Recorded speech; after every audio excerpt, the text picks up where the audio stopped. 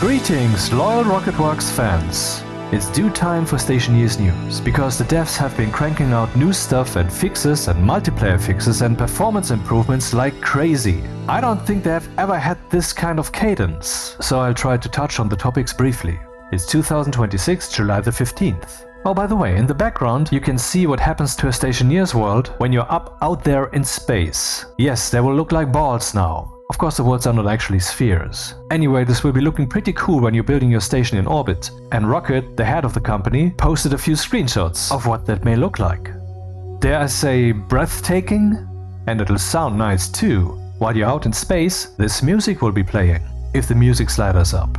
I hope they put in a second one, because I don't like the title music. There needs to be 2 different sliders, I think. But that's just looks and appearance, right? How about functionality? Well, the devs are working like crazy on the space stuff, Orbital gameplay. But that will not be the next update. The next update will be SANITATION, about which I'll talk later. RocketWerkz is setting up a new supporters store page on Steam, but this has to be approved by Valve, and their support isn't responding. That's why the current timeline is a bit uncertain. So I think the SANITATION update is all but ready for release. But meanwhile, the devs are already working on the next stuff, the Orbital gameplay. But let's look at all the new stuff that we got. Pretty profound. New solar panels? Check. These 5 ones output as much as, well, 5 ones, but it's less work to build them. You only have to connect your cables to the central one.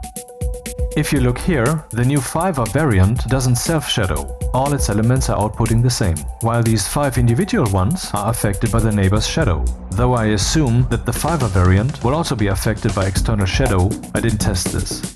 Also, maybe the non-self-shadowing isn't just a performance and possibly buff choice, but just an oversight, so this might come later.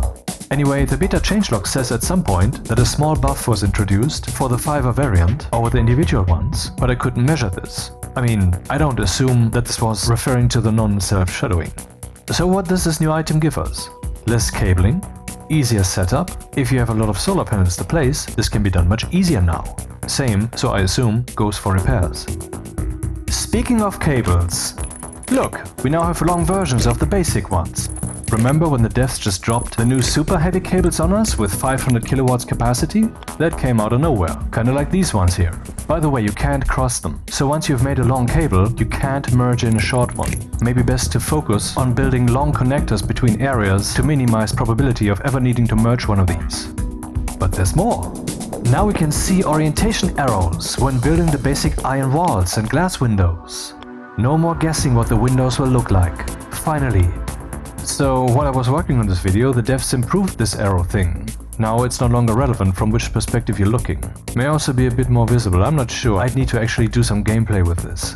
Anyway, if this isn't player service to push for all this good stuff right now, then I don't know what is. This is how you do early access. And the devs have put in some more fixes of long-standing stuff. Look, LED displays that you can access from the back. And from the side. The area power control helper arrows are rotated for visibility.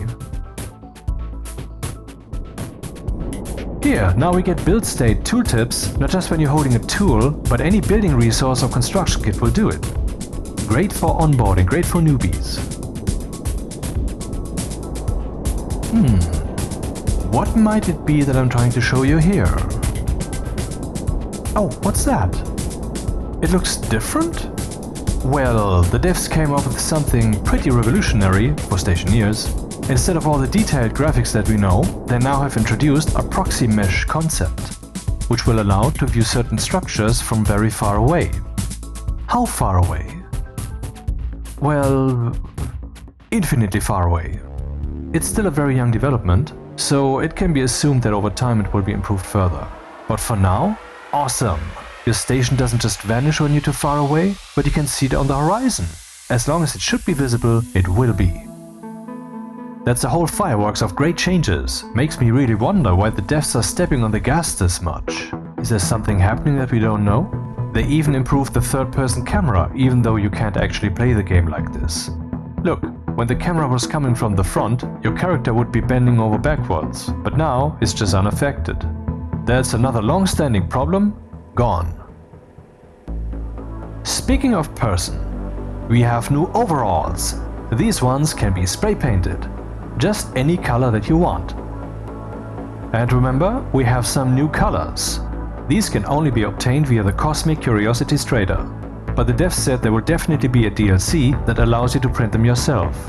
And for those who know what valuable gem Stationeers is and what unique niche it occupies, it's clear. Get it. The game doesn't pay for itself. And the devs have been giving, financing this game with other projects. And they will never let Stationeers die. It's a special project. Even if the studio would die, the game would not. I think we can give a little love back, and we'll always be able to look this snazzy. Arguably, not all the changes they introduced are to be celebrated. At least, I believe it's going to be pretty controversial that they've enabled pipes and cables to go through the edges of the airlock door. By the way, a few public updates ago, they added this double wide variant of the airlock door. It's part of the same kit. And here, it seems they forgot to free one side for cables and pipes, because you can't build them there. It's not because of the construct, because this door looks exactly the same from the other side. I mean, just by looking at it, you couldn't tell which side you're seeing. So why might this be controversial? Because if you look at the doors here, they mechanically go through the pipes and through the cables. The glass door, part of the kit doors that you land with, is famous or infamous for this. But now it too allows pipes and cables directly on its edge, even though the door panels clearly go through those. I mean, I didn't know it any different, and I've gotten used to it, and I kinda liked it. This restriction that you have to live with, the choices you have to make. But now it has become arbitrary and most of all, unrealistic. It's just sliding through. I think this is a step down in realism. Feels more like the first draft of a game than an evolution. Here, this is the blast door. They did the same here. Same objections apply. The blast door, by the way, while not having any button, can withstand any pressure. So that's the one you might want to use to build a contraption that ejects you into orbit by high pressure. Like I said, impossible to keep up. This morning, German time or UTC, 2nd of July 2026, the next public update came out. The Sanitation Update. A new sanitation need, a reworked medical system, new survival gear, and a major atmospherics performance pass. Yeah, I was actually keeping track of all of that stuff by keeping a full record of every last Beta Changelog entry since the last public update and using Notebook-LM to extract the essence from it and categorizing it. And then I wanted to make a video with all of that stuff, but someone was faster. Here in this list you can also see what the actual time was in UTC and in New Zealand where the guys made it and what weekday that was. There's surprisingly many weekend days here. What's happening? New Zealand's employee laws are very strict, so however this came about, it seems pretty profound, but I have no background info. Alright, so let's go through this entire thing, and then I'll chime in with footage and stupid commentary whenever I feel like it. Deal? Okay. This update focuses on sanitation and quality of life features that came about during our recent Vulcan playthrough. Stationeers now have a sanitation need to manage. Some new medical injectors have been added, and there's new items to support both. Alongside that is another large performance pass, mostly aimed at atmospherics and large bases, a long list of multiplayer and dedicated server fixes, and a load of fixes and quality of life improvements for rockets. If you are happy with our development, please consider supporting us by purchasing a DLC. Your support makes our updates possible. And right here we have a DLC, the Stationeers Support Us Metallic Spray Paints. There's 4 spray paints for $13 or €13.50, which you can see is about 20% more expensive than in the US if we go by currency conversion. But Steam prices are based on a nation's economy and general pricing, not based on currency conversion. It's pretty steep, but of course I got it right away, after recording what the printer looks like without having the DLC. And this is what it looks like with the DLC. By the way, however nice this 3D rendering is, I object that this is the only graphical representation in the store, because this is not what it actually looks like in the game. The actual look in the game is the reason why you would purchase this, apart from the support of the developers, of course. It feels a bit shady. I mean, there should be an actual screenshot here of what this thing really looks like. Oh well, good thing there's videos and such. Sanitation. We've added a new sanitation need. Like food and water, it builds up slowly over time and has to be managed. Water now passes through a new internal organ system. Liquid water is taken into the stomach and processed into polluted water over time, which is then expelled when you use the new toilet. Some foods also contribute a small amount of water to this process. If the need is left unmanaged, it reaches 100%, at which point the character will evacuate it automatically, either into their suit or onto the ground. Waste bags have also been added as disposable items that can be filled for temporary relief while a base is being established. Sanitation is tied to difficulty and is disabled on Creative and Easy. A soiled suit gives a critical notification and is cleared through the suit storage system or with a flush command. And I hope they change this, because just clicking flush to solve that problem, that makes it like a footnote, just like the hygiene system, which is pretty boring in its current implementation, is my opinion. Water packages. To cover the early game, water packages have been added as disposable items that replace most of the regular water bottles in starter kits. One reason I heard was to get rid of all that bottle spam. New combustor. The combustor has been rebuilt with both gas and liquid input, so liquids such as alcohol can now be fed in and combusted. A control wheel sets the ratio between the two inputs, just like the gas mixer. The old combustor is now deprecated, so you have to build a new one to get the new functionality and look. By the way, I heard some complaints that this thing is currently buggy, and if so, I mean, it feels like a pretty prominent feature. I guess there will be a hotfix just a few days down the road. Medical. The medical system has been reworked around a new medical effects system, which applies effects over a period of time rather than all at once.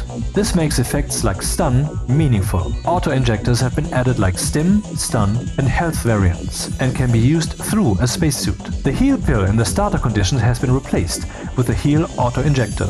Moodles for stun, stim and health show what is currently active and the time remaining, and a healing Moodle now appears whenever you are inside a device that is healing you, such as a cryotube. Well, in the Beta Changelog they sometimes called it Moodle and sometimes a Moodlet, and in my notes I opted for Moodlet because it seemed more appropriate. I don't quite like the word Moodle. Whatever. The cryotube now shows occupant and organ details across two status panels, because the first one was getting a bit crowded, and the cryogenics tooltip on the player status icon lets you check your own health and organ state in single player. Exhaled CO2 now comes out at body temperature rather than a fixed 20 degrees Celsius. Survival Belt. The Survival Belt has the same tool slot count as the Mark II tool belt, which is 12. But dedicates 4 of its slots to survival gear, a programmable IC chip slot, a battery slot to power it, and 2 auto-injector slots. The remaining slots are for tools, with 2 any slots, just as on the other belts. Like the advanced tablet, the belt can access its own internal slots, so you can activate the injectors from IC code, which makes automated medical responses possible. Auto-injector slots have also been added to the marine armor. And I'm gonna read an item to you that's much further down the page. Devices and items that hold an IC chip now list their special logic bindings on their Stationpedia page. So this means that when you want to program the hard suit, you will no longer be guessing what D0, D1, D2 and so forth means. You will know this one is the helmet, that one is the jetpack.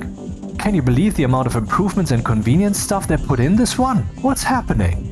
1x5 solar panels. New 1x5 solar panels have been added. Single structures that have 5 panels but require just 4 kits to construct. Yeah, I showed these earlier in the video. New overalls. A new set of overalls has been added that can be colored with spray paint. Also showed these. By the way, the international overalls are now listed in the Stationpedia. This is one of the fixes that come with this update. Landing pad arrow. A new landing pad arrow cosmetic piece has been added for marking out your landing pads. Cinematic camera. A freefly cinematic camera has been added. Toggle it with camera cinematic in the console or press escape to exit. It uses WASD, QE, space and control to move, the mouse to look, shift to move faster and alt to move slower, and the scroll wheel to adjust speed. A settings panel allows live tuning of speed, smoothing and field of view, and the screenshot key captures a 4K PNG. Keyframes and timelapse are also supported. Run camera cinematic help for the full list of controls. Yeah, I showed this one in the previous news episode. Also, I've been obviously making ample use of it since. Here's a tip. If you have this settings window open, one of the first things you want to do is make it wider. Then you can operate the sliders at higher resolution. Unlimited distance rendering. Yeah, I showed you that one too. Large structures are now drawn at any distance through a new proxy mesh rendering system, so your base stays visible right across the map instead of vanishing out as you move away. Rockets. Resource transfer. A transfer action has been added to the rocket action panel. It allows resources to be moved between 2 rockets at the same location. Each umbilical on the selected rocket generates a transfer widget. Select the target umbilical on the other rocket to begin the transfer. Power, gas and liquid are all supported. Gas is transferred using the same mix logic the umbilical uses when transferring to and from the tower. Payload bay. The large payload bay and its payload delivery container are now available. I showed you these in the previous episode. The payload bay is built into a rocket as an attachment point for a delivery container. Set a target with the position X and position Z logic variables, then use the deploy action on the rocket's location panel to drop the container's supplies to that point on the map from low orbit. A deployed container can be tracked with a tracker cartridge. Type E fuselage. A new Type E rocket fuselage has been added with a fully paintable surface, so you can now color an entire rocket in gold, in your chosen color. It also includes a variant engine plate with clipped delta fins, which are visual only, they don't collide. The Type E fuselage kit is only available from the Cosmic Curiosities trader. And no, I didn't confuse that with the spray paints. Those were actually mentioned in this context in the Beta Changelog. Logic Uplink Compact. A new, more compact variant of the Logic Uplink has been added. Other improvements. Map reveal from orbit is now an explicit surface scan rocket action. Built rockets also show custom map icons that reflect their appearance, and the space map no longer clutters with unconnected rockets. Survey deposit locations on the space map now show details in the tooltip, with more shown as survey points increase. New rocket audio for crashes into landing pads and for falling quickly through an atmosphere. Atmospherics. A pass on atmospherics changes has gone in, fixed a pressure regulator overshoot issue where pressure regulators would not account for the volume of liquid in the regulated pipe. Evaporation chambers and condensation chambers have been buffed, roughly double the throughput, volume increased from 200 liters to 400 liters, and a larger heat exchanger surface area. These apply to newly built devices, so your old ones will not change automatically. Silanol's freezing point has been lowered, so a Silanol heat pump can now be used to make liquid oxygen. Ozone's freezing point has been lowered, so it can work as a gas for cryogenic heat pumps. Heat exchange now accounts for the presence of liquid, not just gas pressure. People using lots of liquids in their stations might feel this one. Alcohol has been reworked as a fuel. It now performs roughly on par with methane as a rocket fuel, previously around 75%, with its molar mass and combustion output retuned to match. Logic. New IC10 instructions. 4 new instructions have been added. ROR and ROL perform a bitwise rotation of a value right or left by a given number of places. So I assume this one does not consider the sign bit. It's just binary gymnastics, not effectively arithmetics.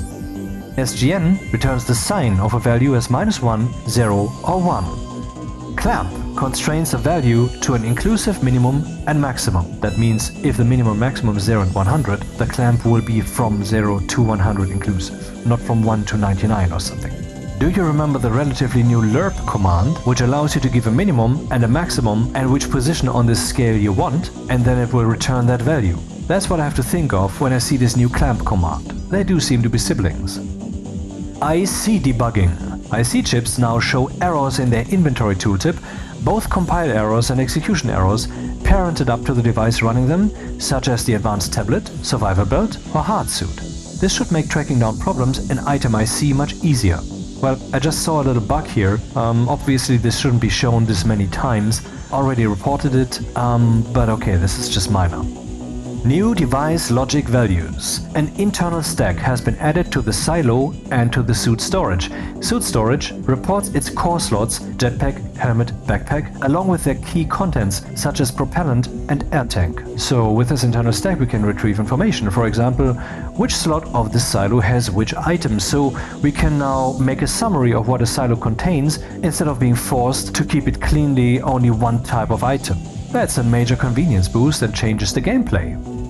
The ice crusher and suit storage now expose their atmospheric logic values. Pressure, temperature, volume of liquid, consistent with other devices. Yeah, I would have liked that when I made my little ice crusher video here, where I tried to get this thing to explode, which it didn't, it just stopped taking in new stuff. Radiators now expose energy convected and energy radiated logic values, and their internal atmosphere can now be read. So basically you can now react to the energy exchange value instead of going for sun is up, sun is down, or winter, summer, or whatever else value you were using. Active and powered vents can now read the liquid and steam ratio logic types: liquid oxygen, carbon dioxide, nitrogen, pollutant, methane, steam, and nitrous oxide. Dynamic things that are accessible via logic now expose their prefab hash. I think dynamic things are like the portable AC or the portable generator. When you wrench them down and cable them up, at least the generator, you should be able to read this hash. Or maybe other values too? Community fixes. Indirect register access, RR2, RRR5, and so on, and defined names now resolve correctly in L and S instructions, and cable networks now report stack size. Thank you, apropos math.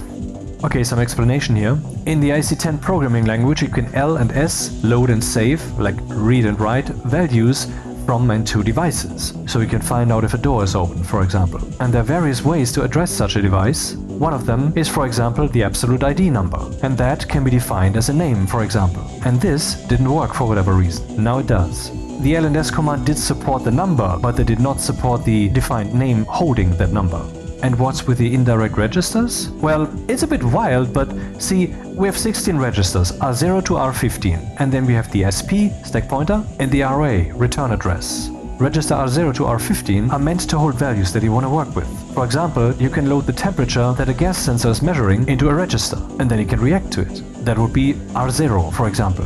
RR0 means that the program will read from the register R0 the number of the register from which it is supposed to read the value. What? Well, let's say you have the command move R0 RR2. What does this do? The move command writes a value into the target register. So this would write a value into register R0. Where does that value come from? Well, register R2, of course. No, this is register RR2. So it will look up in register R2 the number of the register from which it should retrieve the value, and then it will take the value from that register. And you can stack it up. You can also do RRR5 or whatever. It will just go relative, relative, relative, and then it knows where to read from. Crazy, huh? And what's with the cable networks? Well, we can now scan the cable networks for all the devices that are connected. The problem is, if you scan too far, the chip will crash. And what too far means is the stack size. But this one was not available so far. Now it is. So you can read the stack size, and then you can read the cable network only to that point, and you'll be fine. Okay, let's move on. The occupancy sensor now correctly clears its internal stack. Thank you, Rambalac. Quality of life. Map and tracking. Body bags can now be tracked with the tracker cartridge and are distinguished from live characters. Beacons can now be tracked on the map motherboard, using each beacon's painted color for its icon. Building. Airlocks, blast doors and glass doors now let cables and pipes pass through their edges, like other doors. This is something universally celebrated, and no one finds this decision questionable at all. Added 3, 5 and 10 long straight variants for basic cables, that's the 5 kilowatt cables, like I showed you. Build state tooltips now appear while holding any resource or construction kit, not just specific tools, like I showed you. Dedicated server. New admin commands including an announce command that shows a pop-up to all connected players, like have to restart server in 5 minutes or whatever. The console has clearer formatting and updated help text, like I showed you in the previous episode. Other. Food quality is now shown in a tooltip on food items and in the automated oven. Fire extinguishers show their remaining contents in liters and can be renamed. Trading now considers the slots inside the item in your hands and its children, so the contents of boxes are included in a trade. The ore detector has clearer visuals, inspired by the Beta Ore Detector mod by community modder Apropos Math, who also made the aforementioned IC10 fixes possible. Devices and items that hold an IC chip now list their special logic bindings on their Stationpedia page. Yeah, already told you. The in-game console can now be scrolled with page up and page down. Yeah, told you in previous episode. Performance. This update includes a large performance pass, with most of the work focused on atmospherics and large bases. We've parallelized the atmospherics network tick, consolidated the pressure damage scan, and moved terrain collider baking onto worker threads, so mining no longer causes other clients to hitch. Alongside this, we've added a shadow casting light budget for larger bases with many lights, improved how multiplayer updates are sent, and made a broad pass to cut memory allocations and garbage collection across the cable, pipe, device and atmosphere systems. We noticed a modest boost to frames per second, and more importantly a much more stable frame rate on large bases and busy multiplayer servers. Saving has also been moved to a lower priority background thread and streamlined to avoid temporary files and large save garbage, so autosaves cause far less of a hitch. There's a downside here. If a save file wasn't created successfully, you can no longer tell by the name. It will look like a finished save, but I guess if you try to open it with a zip program, because they're just renamed zip files, there will be an error message, I think. Notable fixes. Fixed a direct connect server needing a restart after a client was rejected. The same player can now reconnect without one. Fixed the dedicated server console being unresponsive until the player joined. Fixed floor drains leaving the last of a room's liquid behind when it was not being rendered. So I guess the liquid was invisible because it was too little to be rendered, and then for whatever reason it would also not go into the floor drain. Fixed clients being unable to drop a dragged object when it's joined broke on the server. Upcoming changes. We've been building toward manned crew rockets with their own pressurized crew modules, along with a new orbital play space. By the way, there's also an active vent type particularly for this, and cable grids like I showed you in the previous episode, and other stuff I guess. And that's interesting. I haven't seen the new crew modules yet. I mean, the stuff I showed you in the previous episode about this is already deprecated. This work is well underway but isn't ready yet, so it will come in the next update. While those features are still to come, building them has surfaced and fixed a number of impactful issues in the existing rocket system, and those fixes are live in this update. If you want to experience the new crewed rockets, they are available on beta. So as per usual, all you have to do is right-click on your game in Steam, Properties, Game Versions and Betas, and then select Beta Branch. And please, turn off auto-saving, because you should be in control of when your save games change. I mean, it's beta of an early access game, which is super stable, but you don't want to suffer when it ever may go wrong. Which it normally doesn't, but you know, better safe than sorry, so better don't save. Localization. Thank you to our community translators. This update includes updated French, Brazilian Portuguese, Russian and simplified Chinese localization. Your support makes these updates possible. Metallic Paint Supporter DLC. Alongside this update, we released a new Support the Devs DLC. These are completely optional and exist purely as a way to support continued development of Stationeers. So a big thank you to everyone who picks one up. This one adds 4 new metallic spray paint colors: gold, silver, bronze and obsidian. By the way, here you can see the difference inside my station between black paint and the new shiny obsidian paint. Printable in the tool manufactory for giving your builds a proper metallic finish. Then there's a wallpaper here and a link to the changelog on Pastebin because it was too long, I guess. Anyway, I prefer mine.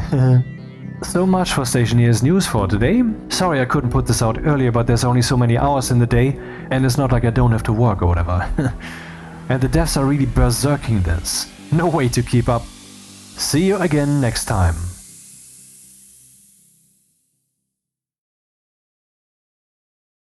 That's why the current timeline is a bit uncertain. So I think the sanitation update is all but ready for release. But meanwhile, the devs are already working on the next stuff, the Orbital gameplay. But let's look at all the new stuff that we got. Pretty profound. New solar panels? Check. These 5 ones output as much as, well, 5 ones, but it's less work to build them. You only have to connect your cables to the central one. If you look here, the new 5er variant doesn't self-shadow. All its elements are outputting the same, while these 5 individual ones are affected by the neighbor's shadow. Though I assume that the 5er variant will also be affected by external shadow. I didn't test this. Also, maybe the non-self-shadowing isn't just a performance and possibly buff choice, but